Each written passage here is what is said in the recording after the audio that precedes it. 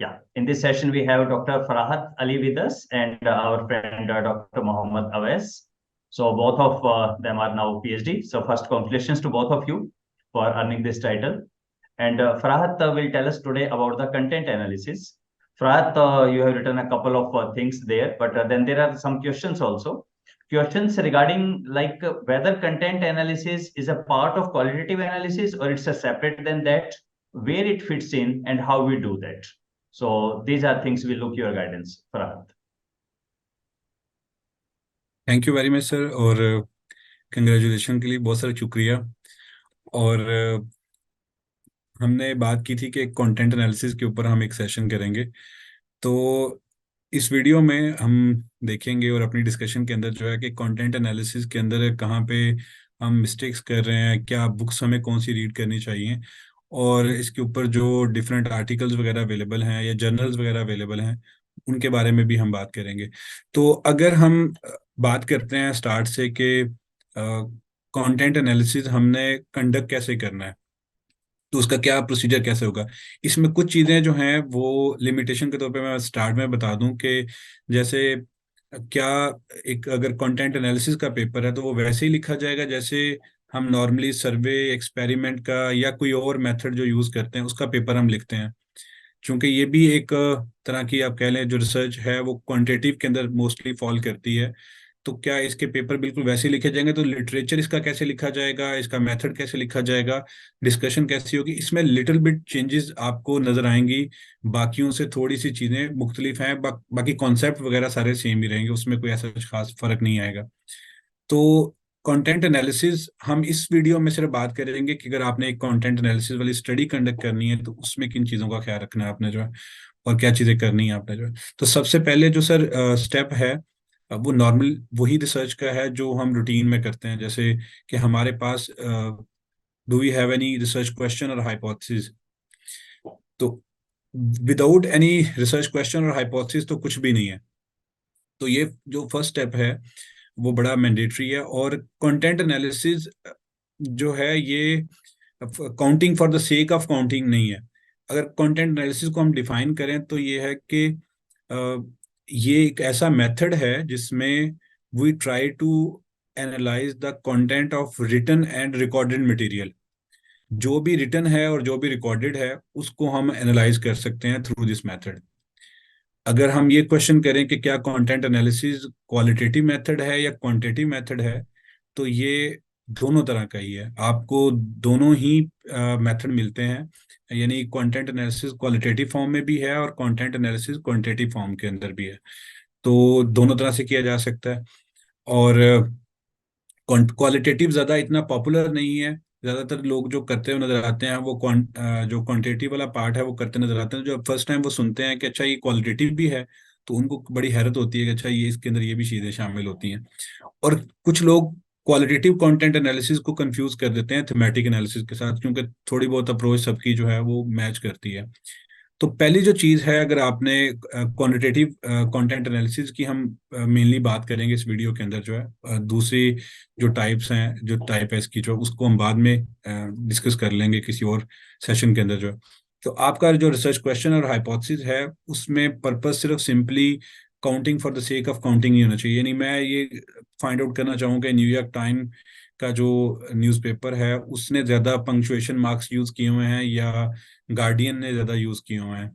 CNN के अंदर जो है वो ज़्यादा पाजेज लिए जाते हैं जब न्यूज़ पढ़ी जाती हैं, या किसी और चैनल के फॉक्स न्यूज़ के अंदर जो है। तो ये कोई इसकी कोई सेंस बनती नजर नहीं आएगी, जो कि काउंटिंग तो है ये, लेकिन इसकी कोई सेंस नहीं होगी। तो हमारा जो रिसर्च क्वेश्चन और हाइपोथेसिस है ये बड़ा ज़रूरी है कि हमने बड़ा अच्छा वो फॉर्मुलेट किया हो। अब सेकंड चीज़ ये है, जो मुझे जब ज़्यादा पेपर मैंने जो पढ़े हैं, जो देखे हैं कंटेंट एनालिसिस के, तो आपको ज़्यादातर रिसर्च क्वेश्चन नज़र आएंगे। नॉर्मली जब हम सर्वे रिसर्च करते हैं तो सर्वे रिसर्च के अंदर हमारे पास ज़्यादातर हाइपोथेसिस हमें देखने को मिलते हैं। रिसर्च क्वेश्चन हमें, हम कहते हैं ये क्वालिटेटिव रिसर्च के लिए है, ये क्वांटिटेटिव रिसर्च के लिए नहीं है। लेकिन कंटेंट एनालिसिस में चूंकि एग्जिस्टिंग नॉलेज बड़ा कम होने के बराबर है, तो इस वजह से ज़्यादातर हमें रिसर्च क्वेश्चन जो हैं वो मिलते हैं, और कुछ केसेस के अंदर जो है हमें हाइपोथेसिस भी नज़र आते हैं, जहाँ पे अब जैसे फ्रेमिंग के ऊपर बहुत सारा काम हो चुका है, तो वहां पे हमें हाइपोथेसिस बनते हुए नजर आते हैं, but majority of the time जो है आपको रिसर्च क्वेश्चन ही नजर आते हैं जो लोगों ने यूज किए होते हैं अपने रिसर्च पेपर के अंदर या इवन थीसिस के अंदर, अगर हम बात करें। तो पहली चीज तो ये कि हम अपना रिसर्च क्वेश्चन और हाइपोथेसिस जो है जो भी हम बनाना चाहते हैं वो हम एग्जिस्टिंग लिटरेचर की बेस के ऊपर जो है वो हम बनाएंगे। अगर मैं यहाँ पे एक एग्जांपल ऐड करूँ, मेरे पास एक जो कंटेंट एनालिसिस के पेपर हैं उनके हवाले से, तो ये एक पेपर है जिसमें अगर मैं बात करूँ जेंडर स्टीरियोटाइप और normative heterosexuality in matrimonial ads from globalising India, ये एशियन जर्नल ऑफ कम्युनिकेशन के अंदर जो है पब्लिश हुआ हुआ है। आई होप सो कि ये आपको शो हो रहा होगा सर।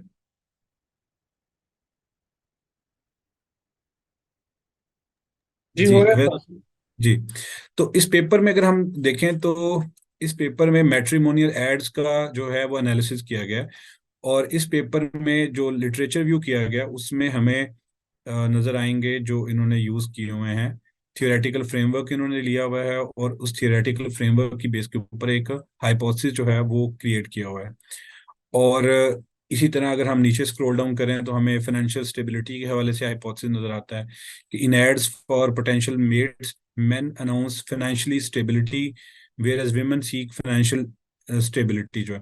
तो इसमें अट्रैक्टिवनेस के लिहाज से अब चूंकि, बट इंटरेस्टिंग बात यह है कि जो इन्होंने एविडेंस के तौर पे या आप कह लें कि जो अपने आर्गुमेंट को सपोर्ट करने के लिए जो स्टडीज प्रोवाइड की हुई हैं वो इनके पास अवेलेबल थी, तो उसकी बेस के ऊपर ही आपको नजर आ रहा होगा। जैसे ये आरिफ वाली स्टडी उन्होंने साइट की हुई है या ये कुमार वाली स्टडी साइट की हुई है, तो उसके अंदर उन्होंने कुछ अपनी तौर से चीज़ों को बिल्डअप करने की कोशिश की, उसी की बेस के ऊपर हाइपोथेसिस जो है वो सारे क्रिएट किए हुए हैं।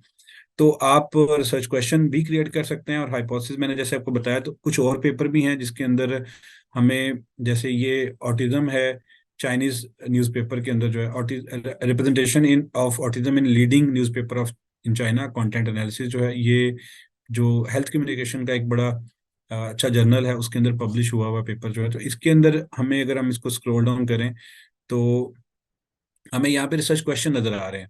हालांकि इससे पहले जो हमने पेपर देखा उसके अंदर आपको आपने देखा कि वहां पे हाइपोथेसिस थे। तो what are the main issues covered in relation to autism in Chinese newspaper, what are the major sources cited or quoted in Chinese newspaper coverage of autism. तो जो ऑटिज्म की कवरेज है न्यूज़पेपर के अंदर उसके हवाले से कुछ ऐसा एग्जिस्टिंग लिटरेचर इस तरह का नहीं था जिसके बेस के ऊपर हाइपोथेसिस बनाया जा सके, तो इस वजह से उन्होंने यहाँ पे रिसर्च क्वेश्चन जो है वो क्रिएट किए हुए हैं। How do Chinese newspaper frame the cause of autism, to what extent are human interest discourse and scientific discourse use in Chinese newspaper coverage of autism. तो हमें ये चीज पता चली कि कुछ आप जो पेपर आपको नजर आएंगे, मुझे जो मेजोरिटी में जो पेपर नजर आए हैं वो रिसर्च क्वेश्चन यूज करते हुए नजर आए हैं, रेदर देन कि उन्होंने हाइपोथेसिस जो है वो यूज किए हों। तो हम किसी भी हवाले से जो रिकॉर्डेड मटेरियल है, जो प्रिंटेड मटेरियल है या रिटन मटेरियल जिसको कह सकते हैं, उसके ऊपर कंटेंट एनालिसिस को यूज करते हैं। तो वो चाहे जो भी आप चीज एनालाइज करना चाहते हैं उसके लिए आप यूज करेंगे। तो पहली चीज जो आपने करना है कि आप रिसर्च क्वेश्चन या हाइपोथेसिस में से कोई एक चीज डिसाइड करेंगे। सेकंड जो चीज है वो बड़ी इसमें इंपॉर्टेंट है और ये चीज हमें सर्वे में देखने को नहीं मिलती है, वो ये है कि आपने अपनी यूनिवर्स को डिफाइन करना है। वो क्या है जो आपकी क्वेश्चन के अंदर है या आपकी स्टडी जिसके ऊपर जो है वो सारी बेस कर रही होगी। अब ये यूनिवर्स क्या है, यूनिवर्स का नॉर्मली जो वर्ड है हमें ये सम जो सर्वे रिसर्च है उसके अंदर देखने को नहीं मिलता है। वहाँ पे पॉपुलेशन का वर्ड हम यूज करते हैं और अल्टीमेटली सैंपल का वर्ड यूज करते हैं। तो ये थोड़ी सी जो उससे डिफरेंट चीज है। यूनिवर्स के अंदर क्या है कि आपने दो चीजें देखनी है। पहली चीज क्या है कि जो आप जिस टॉपिक पे काम कर रहे हैं उसकी बाउंड्रीज आपने तय करनी है, यानी टॉपिक आप जो आपका रिसर्च है वो क्या है, और सेकंड टाइम आपने डिसाइड करना है। ये दो चीजें आप डिफाइन करेंगे तो आप अपने यूनिवर्स को जो है वो डिफाइन कर सकते हैं। ये पॉपुलेशन से एक बड़ी चीज है जो हमें कंटेंट एनालिसिस में देखने को मिलती है। इसकी कुछ एग्जांपल मैंने यहाँ पे मेंशन भी की हुई हैं। जैसे एक अगर रिसर्चर है वो ये देखना चाहता है कि पॉपुलर सॉन्ग्स जो हैं उनको एनालाइज करना चाहता है, जैसे हनी सिंह के सॉन्ग्स हैं, तो मैं अगर कहूँ कि हनी सिंह के जितने भी सॉन्ग्स हैं उन्होंने गाए हुए हैं, तो या जितने भी पंजाबी सॉन्ग जो हैं उनके ऊपर अगर कोई स्टडी करना चाहता है, तो अब पंजाबी सॉन्ग्स जो हैं वो ढेर सारे हैं। जो सिंगर्स हैं वो भी बेशुमार हैं। तो हमें डिफाइन करना पड़ेगा कि हमारे नज़दीक जो पंजाबी के जो पॉपुलर सॉन्ग्स हैं या पंजाबी के जो सॉन्ग्स हैं उससे क्या मुराद है। और ये अगर हम पंजाबी सिंगर्स की बात करते हैं तो पंजाबी सिंगर्स भी बेशुमार हैं, किस सिंगर की हम बात करें। इस तरह अगर हम बॉलीवुड के, हॉलीवुड के जो है, अगर हम लोगों की बात करते हैं, अगर हॉलीवुड की म्यूजिक की बात करते हैं तो उसके अंदर भी जैसे एग्जांपल है कि पॉपुलर सॉन्ग को पहले हमें डिफाइन करना पड़ेगा। सेकंड चीज है हमें टाइम पीरियड डिफाइन करना पड़ेगा। क्या जो यहाँ पे जैसे लिखा हुआ है कि all song listed in billboards hot 100 में चार्ट में हैं, 50 सॉन्ग्स हैं, टॉप 10 आपने लेने हैं, तो आपको टाइम पीरियड भी जो है वो भी कंसिडर करना पड़ेगा। और साथ में आपको पहले तो पॉपुलर सॉन्ग को डिफाइन करना पड़ेगा। टाइम पीरियड में हम देखेंगे कि पास 6 मंथ के हमने लेने हैं, 1 मंथ के लेने हैं आपने। अब अगर हम हनी सिंह की बात करें तो उसके अंदर उसने बीच में काफी ज्यादा गैप भी लिया है, अब दोबारा से वो गाना गाना शुरू हो गए हैं। तो वो जो बीच में गैप आया है उसमें उससे पहले जो उनके सॉन्ग्स थे वो और अब जो सॉन्ग्स हैं, तो हमें टाइम भी डिफाइन करना पड़ेगा। सेकेंडली, अगर कोई पर्सन कहता है कि मैं जो माइनॉरिटी ग्रुप्स हैं उनको मैं एनालाइज करना चाहता हूँ टेलीविजन के अंदर जो है, तो हमें पहले तो जो टेलीविजन की जो टर्म है उसको डिफाइन करना पड़ेगा कि वो क्या है, उससे क्या मुराद है हमारी। क्या ब्रॉडकास्ट और केबल नेटवर्क्स जो हैं उसमें दोनों पे टेलीविजन है, डीवीडीज हैं, इवनिंग प्रोग्राम है, डे टाइम शोज हैं, किस की हम बात कर रहे हैं। तो मिनॉरिटी ग्रुप्स की जो टीवी के अंदर रिप्रेजेंटेशन है उससे क्या मुराद है हमारी जो है। तो टेलीविजन पहले हमें डिफाइन करना पड़ेगा, फिर हम टाइम पीरियड डिफाइन करेंगे कि किस टाइम से लेके किस टाइम तक का जो है।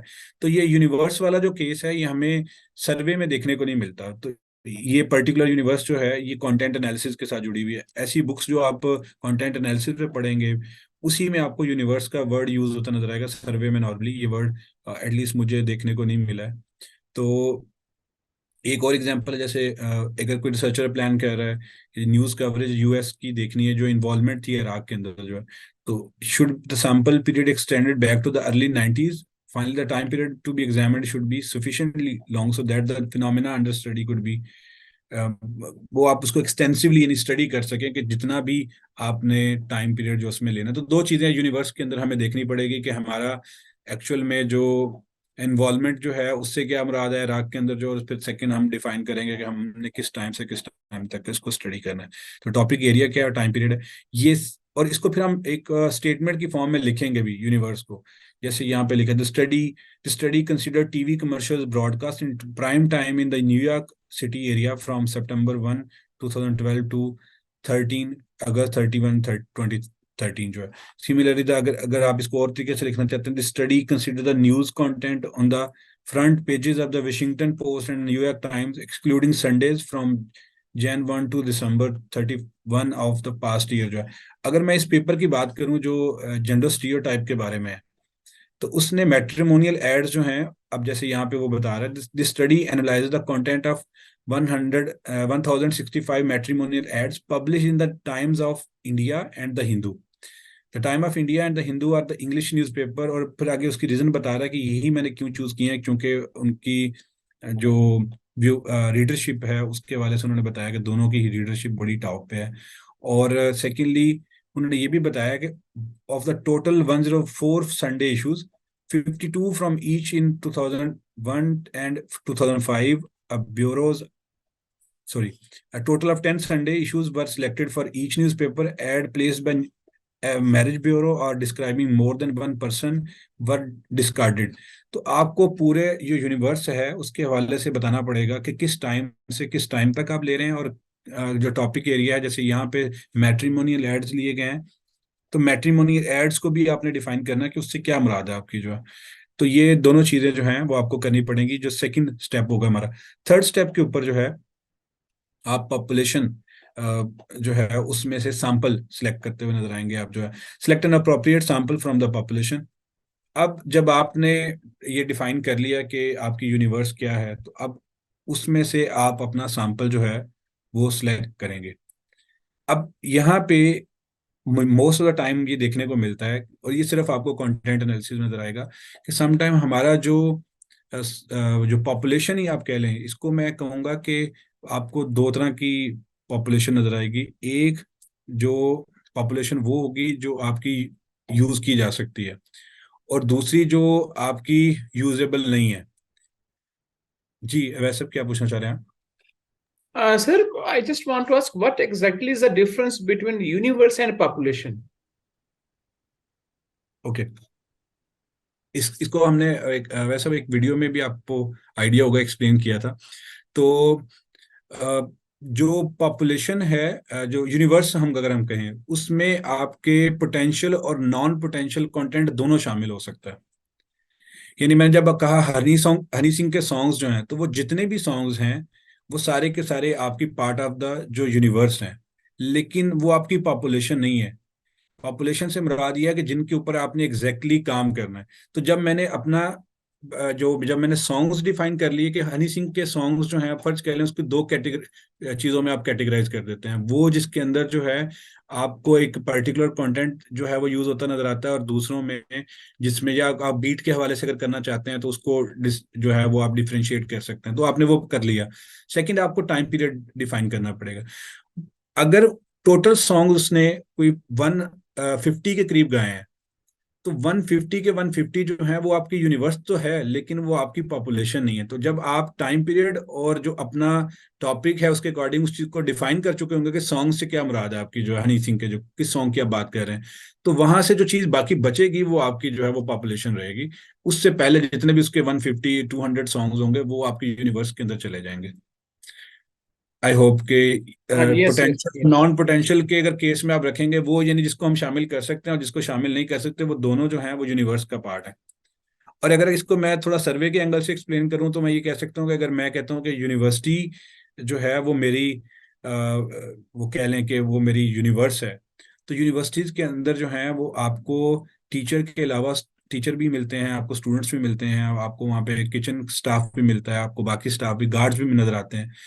अब वो सारे के सारे आपके यूनिवर्स तो हो सकते हैं, लेकिन वो आपकी पॉपुलेशन नहीं है। अगर आप स्टूडेंट पे काम करना चाहते हैं तो स्टूडेंट आपका एग्जैक्टली जो है वो पॉपुलेशन, और उसमें भी अगर आप उसको डिफाइन करते हैं कि स्टूडेंट भी किस डिपार्टमेंट के, जो अगर वो भी आप डिफाइन करना है, जैसे टाइम पीरियड की हम बात कर रहे हैं, आप एग्जैक्टली स्टूडेंट को भी डिफाइन करते हैं, तो फिर आपको पता चलेगा कि आप मैथ कम्युनिकेशन के स्टूडेंट ले रहे हैं या आप बिजनेस के स्टूडेंट ले रहे हैं, तो हम और उसको नैरो डाउन कर सकते हैं।